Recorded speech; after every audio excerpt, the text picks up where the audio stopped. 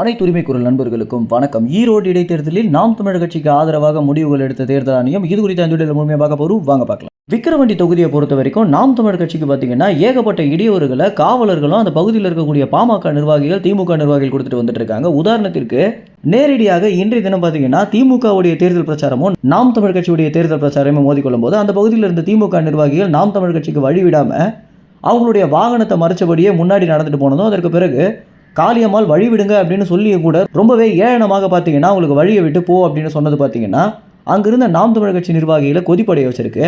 ஆனால் இந்த நிகழ்வுக்கு காளியம்மாள் மேலே மட்டும்தான் பார்த்தீங்கன்னா வழக்குகளை காவலர்கள் போட்டிருக்காங்க. இப்படி இருக்க இந்த விஷயத்தை தேர்தல் ஆணையத்திடம் முறையிட்டிருக்காங்க நாம் தமிழர் கட்சியுடைய நிர்வாகிகள். இதற்கு தேர்தல் ஆணையம் என்ன சொல்லியிருக்காங்க அப்படின்னா, நாம் தமிழர் கட்சிக்கு தகுந்த பாதுகாப்பையும் அவங்களுக்கு உண்டான மரியாதையும் கொடுக்கல அப்படின்னா அந்த பகுதியில் இருக்கக்கூடிய காவலர்கள் மேலே நாங்கள் நிச்சயமாக வழக்கு போட்டு அவங்களே நாங்கள் சிறைக்கு தள்ளுற மாதிரி ஒரு நிலைமை ஏற்படும் அப்படின்னு தேர்தல் ஆணையம் பார்த்தீங்கன்னா ஒரு எச்சரிக்கையை கொடுத்துருக்காங்க.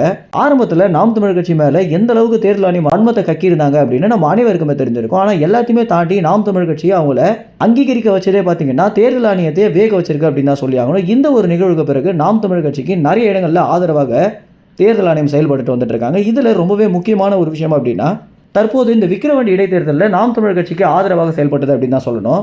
இந்த ஒரு நிகழ்வுக்கு பிறகு இனிமேல் காவலர்கள் நாம் தமிழர் கட்சியை தகுந்த முறையில் நடத்துவாங்க அப்படின்னு தான் எதிர்பார்க்கப்படுது. மேலும் திமுக நபர்கள் நாம் தமிழர் கட்சியை வேண்டும் என்றே அவங்கள கோபமேற்றும்படி பண்றதும் அதற்கு பிறகு அவங்களுடைய தேர்தல் பிரச்சார வேலைகளை பண்ண விடாமல் தடுக்கிறதையும் காவலர்கள் நிச்சயமாக தடுப்பாங்க அப்படின்னு சொல்லலாம்.